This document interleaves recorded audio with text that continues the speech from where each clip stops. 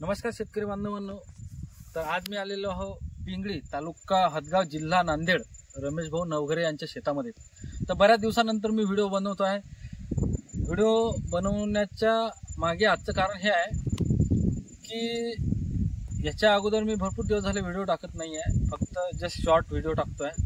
आज जो व्हिडिओ बनवतो आहे मी, तर यांच्या शेतामध्ये आज याच्यासाठी व्हिडिओ बनवत आहे की त्यांना आपण रिझल्ट आज बनवून दिला। तर रमेश भाऊ नवघरे, सुनील भाऊ नवघरे आपल्याला आज त्यांचा प्रवास सांगतील की बा त्यांनी हे झाड कुठून आणले, काय केलं, कसं झालं त्यांच्यासोबत, का नुसतं फक्त त्यांचा पूर्णपणे हा प्रवास ते आपल्याला सांगतील।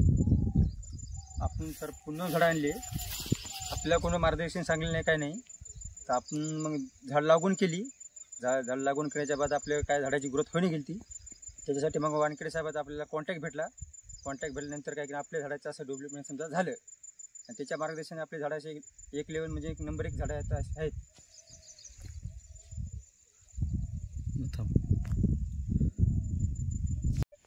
ते आंब्याचं जे फर्स्ट प्लांट आहे ते आपल्याला काय की म्हणजे आपण जिंतूर आणलं होतं।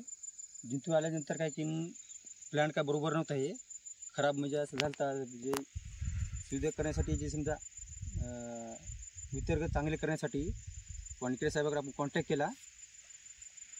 कॉन्टॅक्ट केल्यानंतर एक झाडाचं थोडेफार डेव्हलपमेंट झालेलं आहे। नाही, मग तुम्हाला हा आंबा लागवड पोस्ट म्हणून कोणी सांगितलं?